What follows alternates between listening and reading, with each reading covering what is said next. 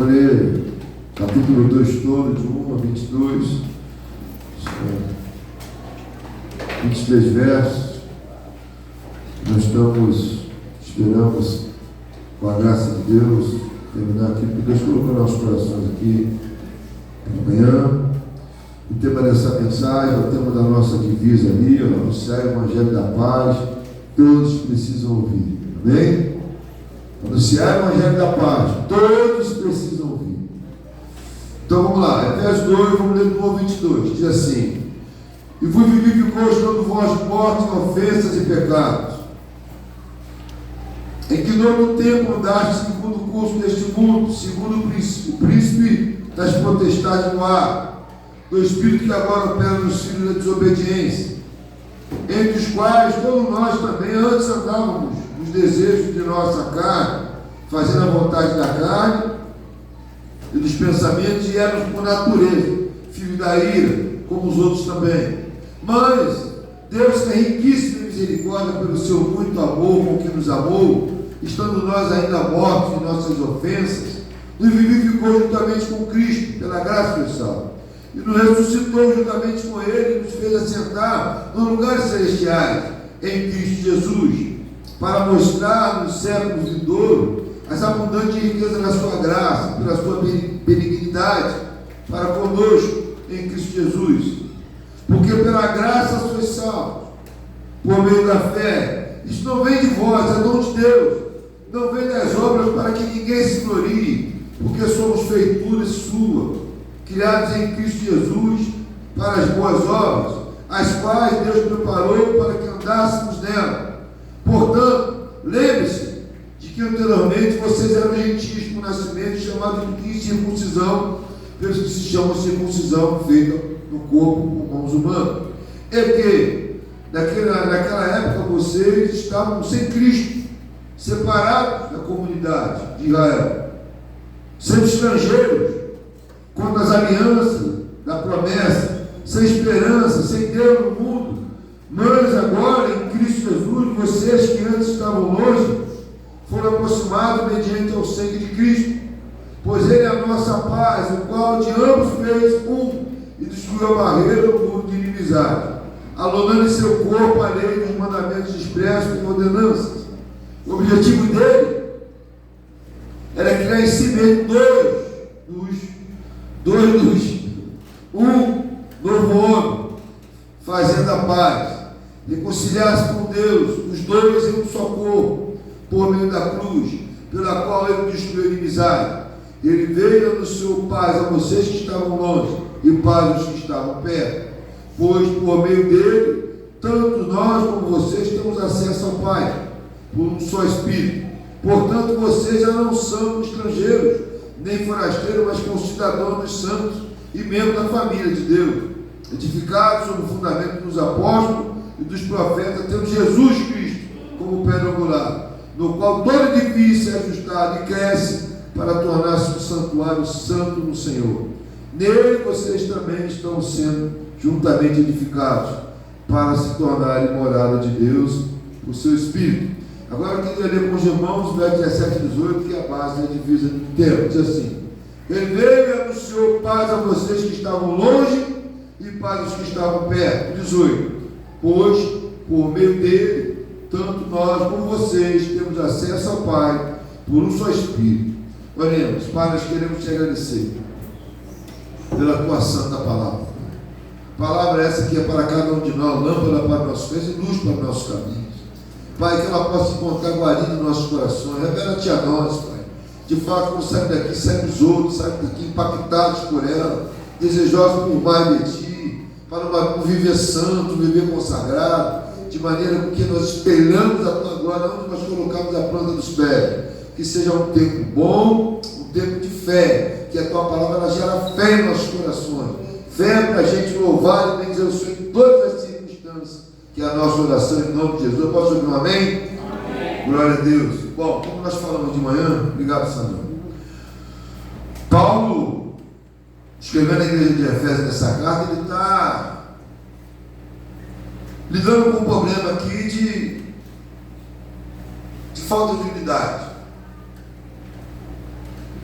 E Paulo então está orientando, exortando a igreja de Éfeso a voltar ao princípio elementar, que é a unidade de Cristo.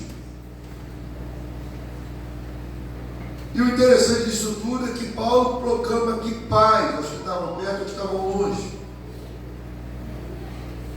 E aí a gente vê o paradoxo, a igreja é em plena crise e Paulo ministrando paz ali,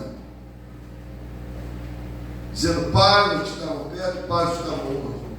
Parecia, se nossos olhos, parecia que a igreja está vivendo um momento de singular, águas tranquilas, quando na verdade não era o contexto.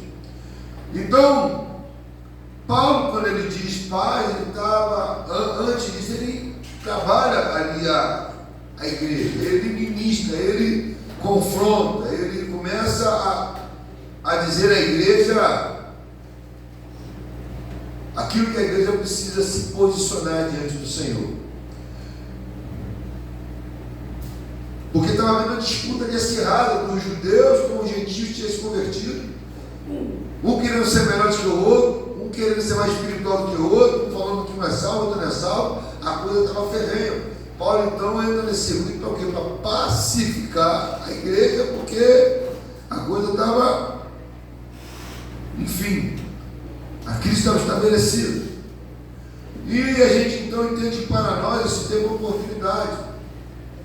Oportunidade por quê, pastor? Porque nós estamos entrando no período de missões, começando hoje com a graça de Deus.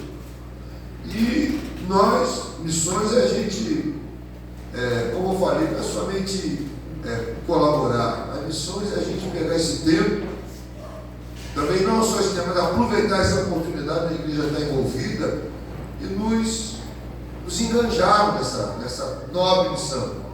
É trazer para nós a responsabilidade de sermos alguém que viva missões, que soa a camisa, alguém que proclama o Evangelho, alguém que proclama o Evangelho da paz. Mas, para tanto, nós precisamos viver essa paz, porque senão a gente fica muito na palavra. E quando a gente fica na palavra, a gente fica somente na aparência. Nós precisamos então aprender com o apóstolo Paulo aqui, de maneira que essa paz seja estabelecida aqui nesse lugar em nós. Não é que ela não tenha, mas ela precisa se aprimorar, como toda a nossa vida também se aprimora. A paz também precisa ser, podemos dizer, Cristo diz que a gente precisa ser aperfeiçoado. João diz que nós precisamos ser aperfeiçoados em toda a boa dádiva, e a paz é uma dádiva de Deus. Então nós queremos falar daquilo que Paulo está ajustando a igreja e aplicarmos na nossa vida, para que a gente então recebemos essa paz, vivenciamos essa paz, e através da nossa vida, essa paz em nós, a gente então proclama o Evangelho da paz aonde o Senhor nos colocar, onde nós estivermos, com a graça de Deus. Nós já falamos do verso 1, vamos ler o verso 1, já falamos isso, né? Só lembrar, vou ver o verso aqui e vou correr. São alguns versículos, eu quero ver se eu termino esse texto todo hoje. Verso 1 diz assim: vos vivificou, estando vós mortos em ofensas e pecados, em que no tempo andaste segundo o curso deste mundo, segundo o príncipe das potestades do ar, do espírito que agora opera nos filhos da desobediência, entre os quais todos nós também antes andávamos no desejo da nossa carne, fazendo a vontade da carne e dos pensamentos, e era por natureza filho da ira, como os outros também. A primeira coisa que Paulo define aqui é que relacionamento entre cristãos é difícil. É difícil. Porque nós chegamos na igreja cheio dos nossos traumas, do nosso zelo, e aqui a gente choca com o eu do outro. Então, a primeira coisa que a gente precisa aprender em busca da paz, que relacionamento na igreja não é tão fácil. Um relacionamento, podemos dizer, difícil, mas nós temos o Espírito Santo aqui para nos moldar a tratar conosco. Verso 4 e 5 diz assim: mas Deus, que é riquíssimo em misericórdia, pelo seu muito amor com que nos amou, estando nós ainda mortos em nossas ofensas, nos vivificou juntamente com Cristo. Então, nos vivificou significa que nós estávamos mortos. novamente como Lázaro no sepulcro. Então a gente viu também que muitas das vezes essa é a nossa condição. Por que isso? Porque a gente precisa nivelar relacionamento. Ele fala que nós estamos mortos, porque ali na morte todo mundo é igual, não é isso? Não tem soberbo, não tem orgulho, não tem vaidade, não tem prepotência. A morte ela é um nivelador de vida que você, todos nós ali nos encontramos no mesmo nível, na mesma condição. E agora, dando continuidade à noite, vamos ler o verso 6 e o 7, que diz assim: e nos suscitou juntamente com ele. Ele quem, pastor? Cristo. E nos fez assentar nos lugares celestiais em Cristo Jesus, para mostrar nos séculos vindouros as abundantes riquezas da sua graça, pela sua benignidade para conosco em Cristo Jesus. Paulo está dizendo o seguinte: Deus nos deu autoridade em Cristo para mostrar no século vindouro, na geração futura, a abundante riqueza da sua graça. É isso que Paulo está dizendo. Quando o texto diz para mim e para você assentar-se nos lugares celestiais, não é descansar. Isso tem a ver em tomar posse. Sentar nas regiões celestiais significa tomar posse, crer que a autoridade de Cristo tem sido derramada sobre nossas vidas em Deus. Isso que quer dizer o texto. Paulo está dizendo o seguinte: vocês têm autoridade. Amém? Eu quero pensar na aplicação desse verso aqui, que eu acho importante. Todos nós aqui oramos em nome de Jesus, amém ou não amém? Nós, em nome de Jesus, nós oramos pedindo cura, nós oramos pedindo libertação, nós expulsamos o demônio, nós, em nome de Jesus, oramos pela nossa casa, pela nossa família, nós oramos porque em Jesus nós temos autoridade para isso. Você pode dizer amém? Então, Deus nos deu autoridade. Agora, o que a gente precisa entender é que a autoridade de Jesus, ela não é uma autoridade fragmentada. Ela é uma autoridade na sua totalidade. Por que isso, pastor? Porque, veja, essa mesma autoridade que Jesus te dá e a mim também, para nós orarmos, expulsar demônio, para nós chamar a Deus, buscar a Deus, é a mesma autoridade que Ele também nos dá para perdoar o irmão. É a mesma autoridade que Ele nos dá para submeter um ao outro. É a mesma autoridade que Ele dá para a gente amar o outro. É a mesma autoridade que Ele dá para a gente junto carregar o fardo uns dos outros. É a mesma autoridade. Porque o que a gente vê e que a gente tem observado é que as pessoas só usam a autoridade de Cristo no seu benefício, quando elas querem. Mas a autoridade de Cristo não se define quando você quer. Você e eu somos a autoridade de Cristo em todo o campo que Cristo pisou. Cristo perdoou, então você é autoridade para perdoar. Cristo amou, você tem autoridade para amar, porque o poder dele está sobre a tua vida. Essa é a questão da autoridade. E a gente precisa levar isso muito a sério, porque muitas pessoas falam: eu não consigo perdoar, eu não consigo amar. Se você tem a autoridade de Deus, você consegue amar e perdoar, seja quem for. Porque a mesma autoridade que Ele dá para você para expulsar demônio é a mesma autoridade que dá para você amar, porque Jesus é o autor da vida. Jesus é o príncipe da paz. Jesus é a autoridade máxima. Ele diz que toda autoridade vai me dar no céu e na terra. E se essa autoridade está sobre a tua vida, tudo que Jesus fez você pode fazer também. Então, a primeira coisa que a gente precisa entender nessa noite é que eu e você temos autoridade para amar, para perdoar, seja lá quem for. E se você fala que você não consegue, você está rejeitando a autoridade de Cristo. Ele te deu essa autoridade. Paulo diz: você está assentado nas regiões celestiais. Assentar significa fazer uma alusão hipotética a um trono, onde Cristo está sentado. Jesus, essa passagem também em Salmo 110 diz: ele vai lá e fala para os fariseus: vem cá, por que Davi no Espírito diz: eu sou meu Senhor, senta-se à minha direita até que alguns inimigos sejam aos seus pés? Veja, Cristo está sentado à direita do Pai. Então, assentar significa autoridade. Então, você tem que entender que você tem autoridade para perdoar, seja lá o que for, quem for, meu irmão. Talvez é uma palavra que a gente não gosta muito de ouvir, mas é uma verdade. tudo que Jesus fez no âmbito espiritual, Ele te deu autoridade para você fazer.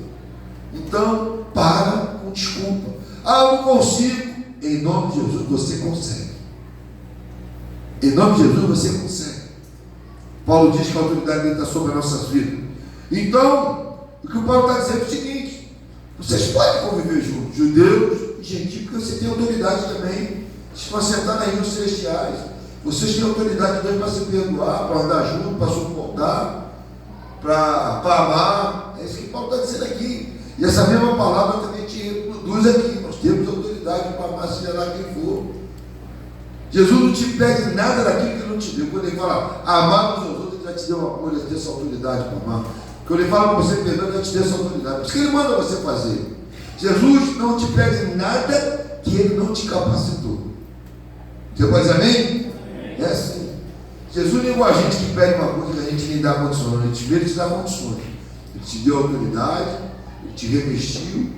Então Ele pode falar: perdoa o teu irmão, porque Ele já te deu essa condição. Ama o teu irmão, caminha com o teu irmão. Então Paulo está justamente reproduzindo essa verdade. E a gente também precisa entender. Quando você fala que você não consegue, consegue sim. É em nome de Jesus. O inferno não pode com o nome de Jesus. No nome de Jesus o inferno estremece. Em outras palavras, tudo aquilo que pode impedir você, em nome de Jesus, todas as portas se abrem. Não há nada que em nome de Jesus não aconteça. Então, tome posse disso. Porque isso também, a nossa paz depende também dessa via. Verso 8. E o 9. Porque pela graça sois salvos, por meio da fé. Isso não vem de vós, é dom de Deus, não vem das obras, para que ninguém se glorie. Paulo está reafirmando que a salvação é pela graça.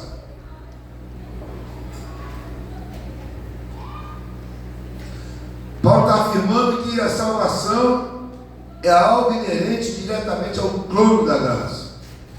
Jesus falou isso duas vezes em Apocalipse.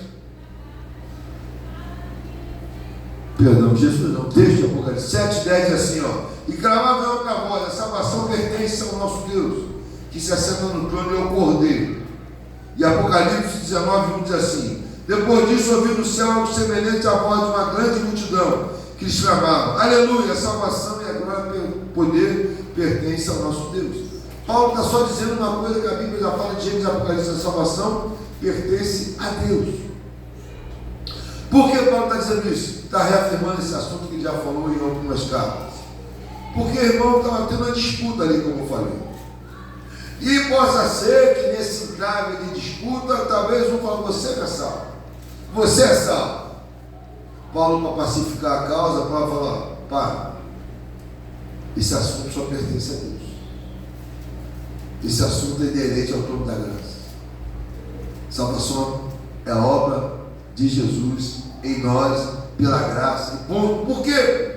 Porque Paulo, ele é um camarada catedrático, espiritualmente ele tinha uma intimidade com Deus. Paulo diz que o evangelho que recebeu foi de Cristo. Então Paulo, na sua sabedoria como líder daquela igreja, Paulo sabia que esse tipo de comportamento, de julgamento, pode abrir portas para as coisas piores no meio da igreja. Então por isso que Paulo então é muito contundente. Nós somos salvos pela graça, isso não vem de nós, a dor de Deus, mas que ninguém se glorie. Veja que Paulo é muito enfático no verso. Porque uma das piores coisas que eu e você podemos trazer para a nossa vida em nível de igreja é julgamento.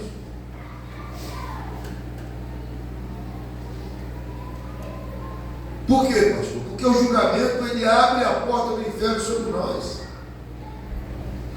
Jesus diz o seguinte, Mateus 7:2: pois da mesma forma que julgarem, vocês serão julgados. E a medida que usarem também será usada para medir vocês.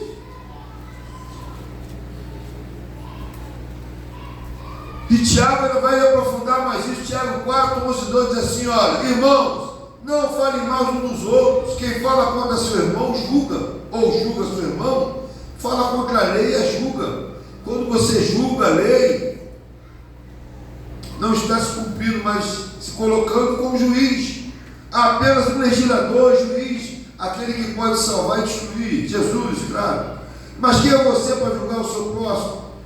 Então, se tem uma coisa que a gente tem que banir em todas as instâncias, são esse julgamento. E Paulo falou, olha, esse assunto pode ficar, se propagar. Sabe por quê, meu irmão? Só Deus conhece o nosso coração.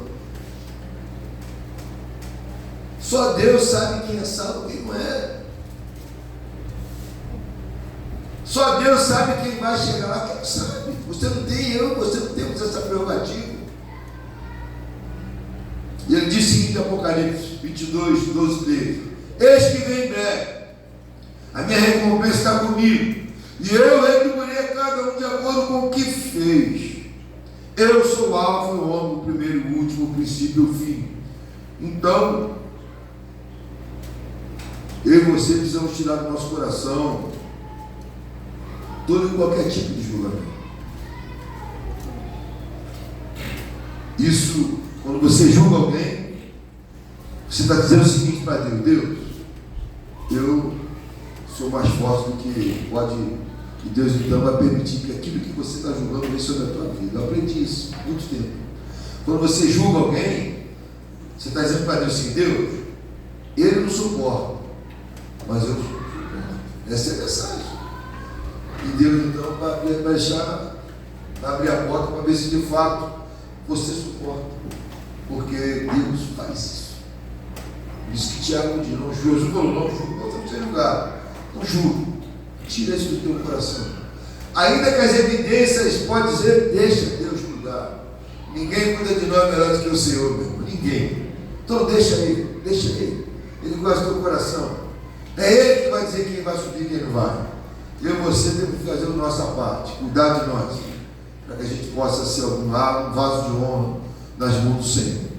E correndo aqui, verso 10, diz assim: porque somos feitura sua, criados em Cristo Jesus para as boas obras, as quais Deus preparou para que andássemos nela. O verso 10 agora é o que? Uma costura do verso 8 e 9, para que a coisa não ficasse solta. Paulo diz que a salvação é pela graça, mas agora ele fala o seguinte: mas os salvos precisam andar em boas obras. Olha o que ele diz: porque somos feitura sua, criados em Cristo Jesus para as boas obras, quais Deus preparou para que andássemos nela.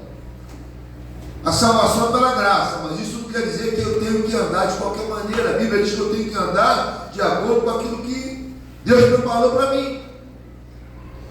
E Paulo já mexeu nesse assunto algumas vezes. Em Romanos 6, 1 a 12, ele diz o seguinte: que diremos então? Continuaremos pecando para que a graça aumente? De maneira nenhuma. Nós que morremos para o pecado, como podemos continuar vivendo nele? Paulo está dizendo o seguinte, querido: se você de fato tem um encontro com Jesus, você não tem prazer no pecado. Você morreu para o pecado. E ele vai engrossar o caldo em Romanos 6, do 11 a 17. É um longo texto, mas é importante. Mas fica isso. Da mesma forma, considere-se mortos para o pecado, mas vivem para Deus em Cristo Jesus. Portanto, não permita que o pecado continue dominando seus corpos mortais, fazendo que vocês obedeçam aos seus desejos. Não ofereçam os membros dos seus corpos ao pecado como instrumento de injustiça. Antes ofereçam-se a Deus como quem voltou da morte para a vida. E ofereçam-se os membros dos seus corpos a Ele como instrumento de justiça, pois o pecado não os dominará, porque vocês não estão debaixo da lei, mas debaixo da graça. E então, vamos pecar porque estamos debaixo da lei, porque não estamos debaixo da lei, mas debaixo da graça? De maneira nenhuma.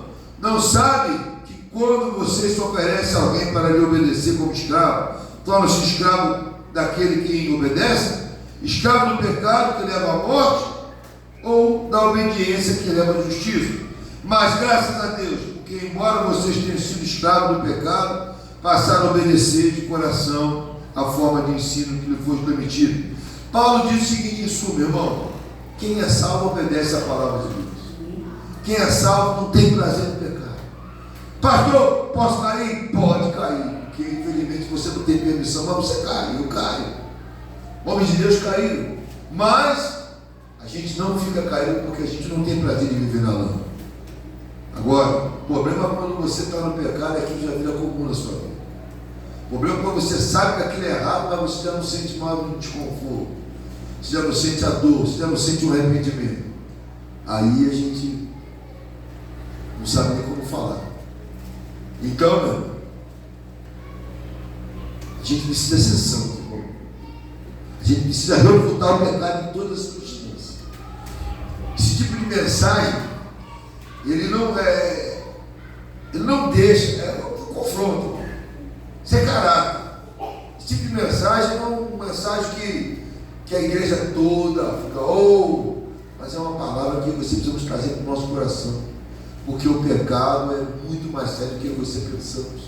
A gente precisa massificar isso. Crentes não andam no pecado. Em todas as instâncias, a gente às vezes vê algumas coisas que a gente fica um pouco, meu Deus, querido, nós somos santos, você é consagrado. Olha o que ele diz aqui, verso 13: não ofereça os membros dos seus corpos ao pecado, como os meios de injustiça. Antes ofereça a Deus, como quem ainda voltou da morte para a vida. Ofereça os membros do seu corpo a Ele, ou seja, todo membro do seu corpo, a sua língua, seus olhos, seu braço, sua perna, seu corpo, tem que ser oferecido a Deus, tem que ser agora um instrumento de justiça, porque Deus preparou obras boas para que você andasse por nela, para que sejamos o quê? Uma referência nessa sociedade, em nome de Jesus. E agora, irmão, o apóstolo Paulo, ele muda o aspecto da carta.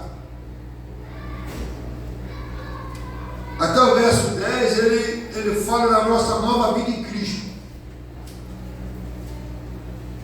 E agora ele vai dizer do verso 11 ao verso 22, ele vai dizer como deve ser a minha humanidade. Agora, como eu que tive um encontro com Jesus, eu devo andar. Verso 11 ao verso 13 diz assim: portanto, lembre-se de que anteriormente vocês eram gentios por nascimento e chamados de incircuncisão pelos que se chamam circuncisão feita no corpo por mãos humanas, e que naquela época vocês estavam sem Cristo, separados da comunidade de Israel, sendo estrangeiros contra as alianças da promessa, sem esperança, sem Deus no mundo. Mas agora em Cristo Jesus, vocês que antes estavam longe, foram aproximados mediante ao sangue de Cristo. O que Paulo está dizendo? Que o sangue de Cristo agora aproximou tanto gentios quanto judeus a Deus. Esse é o contexto. Paulo está dizendo: vocês estão aí com essas divergências, mas o sangue de Jesus está sobre vocês hoje. E esse sangue aproximou vocês de Deus. Antes vocês estavam longe, mas por causa do sangue de Jesus, Deus se aproximou de mim e de você. E o que Paulo quer ministrar então nesse conflito aqui? A ideia aqui é o seguinte, irmão. Paulo está dizendo o seguinte: olha só, o mesmo sangue que aproximou você e você de Deus, você gentil e você judeus, esse mesmo sangue vai ter que aproximar vocês dois. Essa é a ideia. Esse mesmo sangue que aproximou você de Deus, agora tem que aproximar você do seu irmão.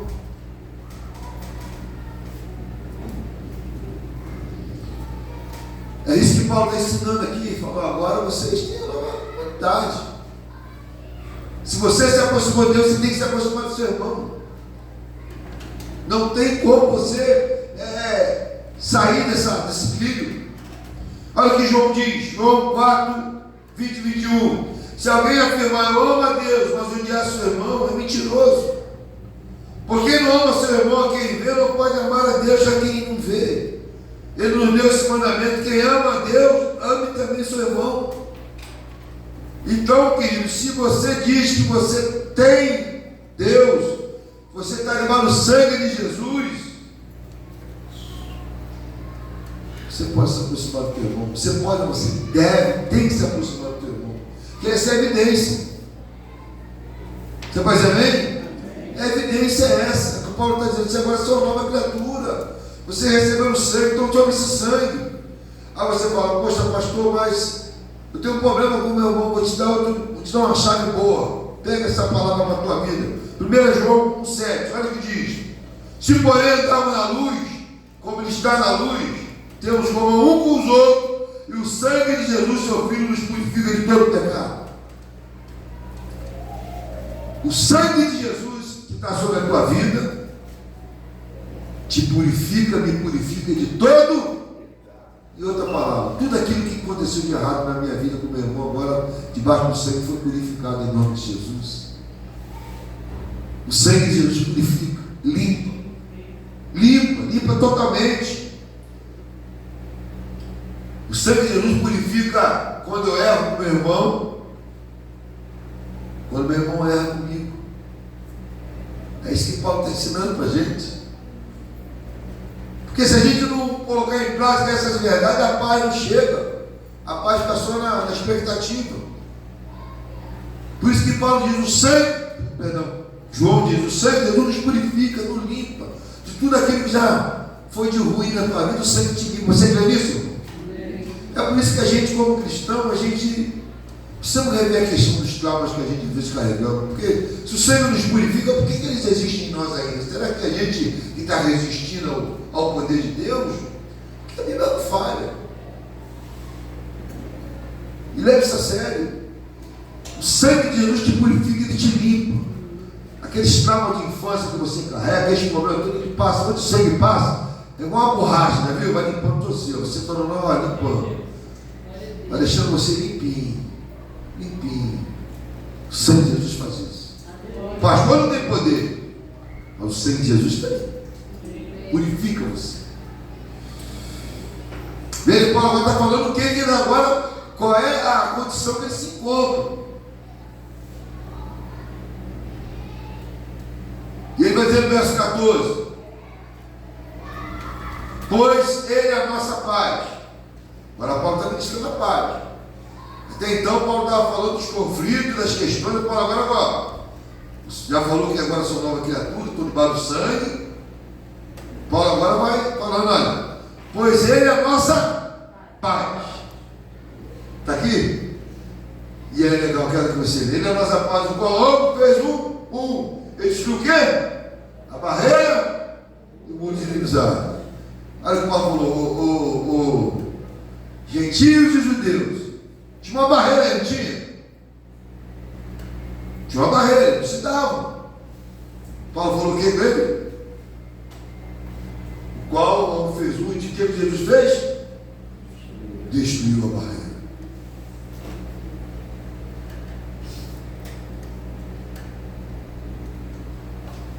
Isso é importante para mim e para você.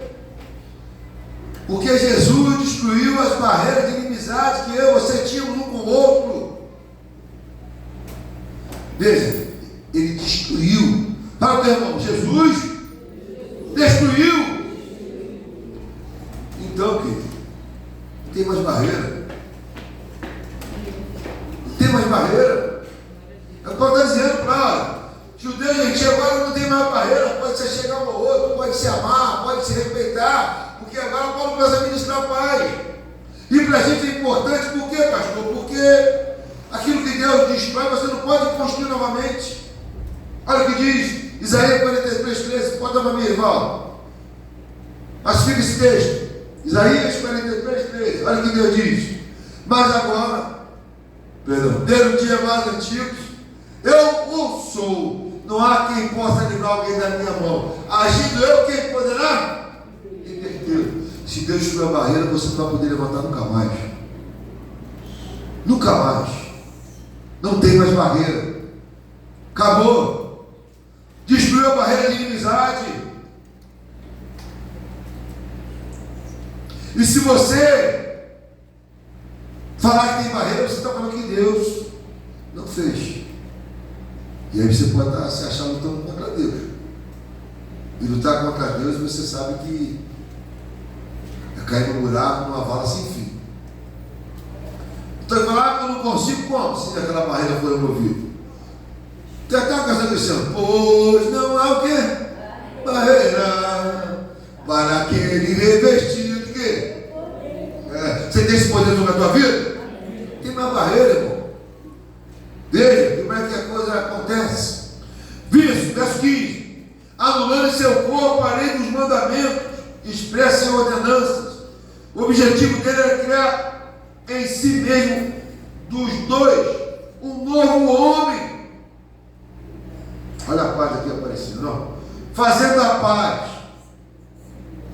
e reconciliar com Deus os dois em um corpo por meio da cruz, pelo qual destruiu a inimizade.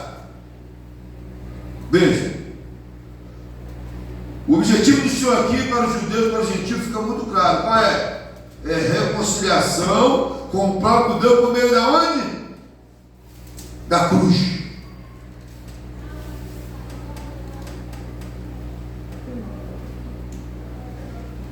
Por que na cruz? Por que reconciliar-se na cruz?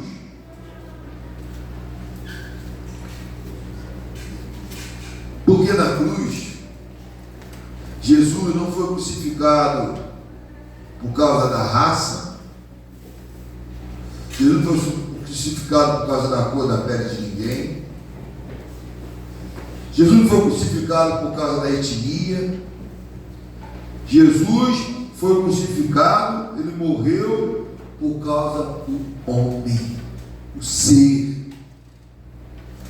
Jesus é na cruz, porque na cruz, ali não tem, Jesus falou, eu estou morrendo agora pelos pretinhos, estou morrendo agora pelos moreninhos, vou morrer agora pelos... Não, Jesus morreu na cruz. Na cruz foi a unidade total, foi a reconciliação total com Cristo. É aquela palavra de João 3,16, meu irmão. O que diz lá? Porque Deus amou o mundo de tal maneira que deu o seu Filho de jeito para todo aquele que nele crê, não pereça, mas tenha a vida eterna. Jesus morreu por causa de ti mesmo, Jesus morreu pela tua criação. Você é a criação de Deus. Por isso que é na cruz tem esse negócio, olho azul. Você tem que enxergar que tem que ter olho azul, rapaz. Você entende isso? Porque na cruz não tem vaidade. A cruz só tem dois sangue.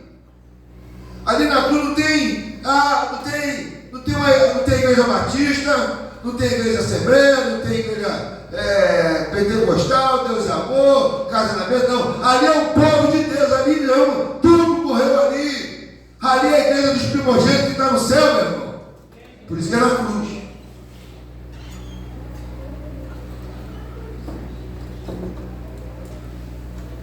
Então Jesus falou, olha, anulando seu corpo, além do mandamento, expresso em ordenança, o objetivo dele é criar o quê? Em si mesmo, dos dois, um novo homem. Jesus não está ali para fazer você bonitinho, para fazer você uma nova criatura. E a cruz foi o símbolo dessa nova criatura. É por isso que ele diz que ele, reconciliar com Deus os dois em um corpo por meio da cruz. Verso 16 diz assim, não, 17 e 18, que é o âmago da nossa, que é o texto. Veja, depois que Paulo começa a falar dos problemas que ele chega a acertar, depois fala então que ele estava debaixo do sangue de Jesus, era uma nova criatura, então tinha que ter comportamento diferente. E aí no verso 17 Paulo diz, ele veio, anunciou paz a vocês que estavam longe. Agora Paulo fala da paz. Primeiro teve conflito, depois teve um confronto, agora Paulo fala da paz. Ele veio e anunciou paz a vocês que estavam longe e paz que estavam perto, pois por meio dele tanto nós como vocês temos acesso ao Pai por um só Espírito. Querido, isso aqui é tremendo. Por quê? Qual é a mensagem central deste verso aqui? Deus é maior que tudo. Amém ou amém? A mensagem aqui desse texto aqui, do verso 17 e 16, 17 e 18 é: Deus é maior que tudo. Por quê? Olha o que diz o contexto. Jesus anunciou esta paz. Ele veio, Jesus, aos que estavam longe, gentios, e aos que estavam perto, judeus. E como ele define essa paz? Temos livre acesso ao Pai. Veja, Jesus fala: vocês têm paz, porque nós temos livre acesso ao Pai. E quando Jesus diz que nós temos livre acesso ao Pai, ele está dizendo o seguinte: olha, em outras palavras, nós temos acesso àquele que é o quê? Rei dos reis e Senhor dos senhores, meu irmão. Esse é o âmbito da questão. Eu e você temos paz, por quê? Porque nada, fala isso pro teu irmão, nada pode nos tirar do amor de Deus. O Pai é mais do que tudo. Nele nós temos paz, porque ninguém tira a gente dali. Ninguém tira você da presença de Deus. Ninguém. Ele diz lá, diz Romanos. É Romanos isso? Vamos ver. Nem sei se é. Romanos o quê? Ele diz o Romanos isso, sabe? Poxa, estou lá, te aqui.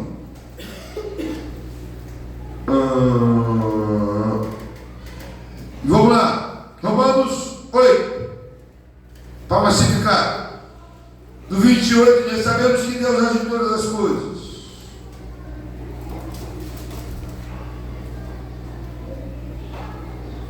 Não, está muito longo aqui.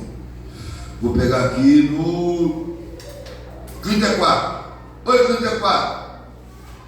Quem os condenará? Foi Cristo Jesus que morreu, mas que ressuscitou, está à direita de Deus e também intercede por nós. Quem nos separará do amor de Cristo? Será tribulação, ou angústia, ou perseguição, ou fome, ou nudez, ou perigo, ou espada? Como está escrito: por amor de ti, enfrentamos a morte todos os dias. Somos considerados como ovelhas destinadas ao matadouro. Mas em todas estas coisas nós somos mais que vencedores, por meio daquele que nos amou. Pois estou convencido de que nem morte, nem vida, nem anjo, nem demônio, nem presente, nem o futuro, nem quaisquer poderes, nem altura, nem profundidade, nem qualquer outra coisa na criação será capaz de nos separar do amor de Deus que está em Cristo Jesus. É isso que traz paz, é esse o Evangelho da paz. O Evangelho da paz consiste em Deus, eu sou mais do que vencedor. É isso que traz paz, porque você está apresentando o quê? Um lugar seguro para aquelas pessoas que não conhecem um lugar seguro. Não adianta, querido, porque você pode ver, irmão. Já passei do horário, mas eu estou terminando só mais um minutinho, para a gente fechar aqui. Não adianta as pessoas virem à igreja por um motivo que não seja Jesus. Se você frequenta a igreja porque você é pastor, eu frequento a igreja porque eu quero ser curado. Eu frequento a igreja porque eu quero vencer na vida, eu quero passar numa prova, eu quero entrar na faculdade, eu quero passar no concurso e tal. Esses motivos são tudo legais, mas são motivos de quê? Secundários. E se você buscar a Deus por esse motivo, se às vezes não acontecer, você se frustrar. Você nunca tem uma vida com o Senhor.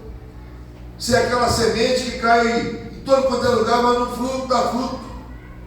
Agora, quando você vem buscar Jesus por aquilo que Ele é,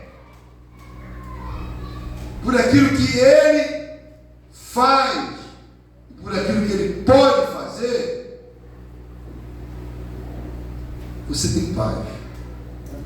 Mesmo que as coisas que você queira não aconteçam, você tem paz, porque você sabe quem tem o melhor para a tua vida.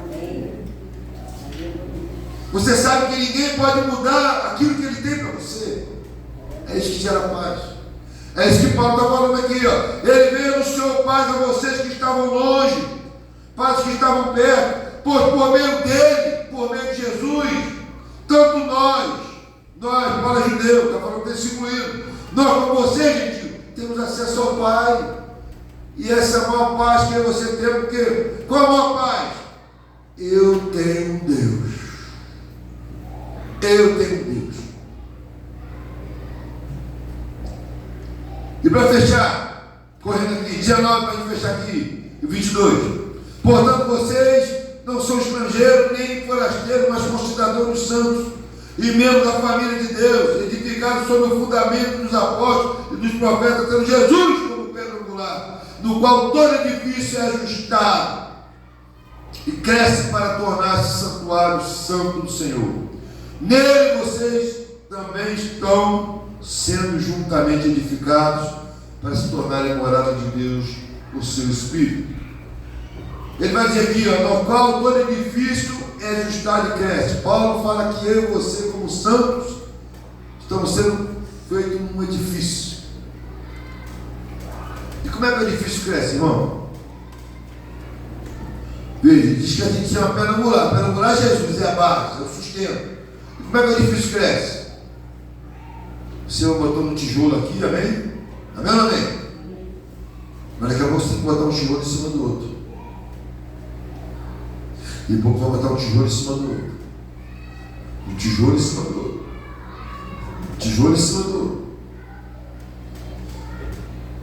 E aí então Paulo, fechando a demanda e dando o ultimato, diz o seguinte: olha só, meu irmão, não adianta vocês ficarem brigando por isso, porque eu e você vai ocupar no mesmo edifício. Em outras palavras, tijolo em cima do outro significa o quê? Um sustenta, um segura, um suporta. É isso que Paulo está dizendo. Então, meu irmão, é assim que funciona. Mas dessa maneira a gente vai se tornar um santuário santo, diz a palavra de Deus. Jesus como pedra angular, nós somos tijolos e Deus ocupa todo esse espaço. E onde Deus está, é sinal que o Evangelho da Paz está presente.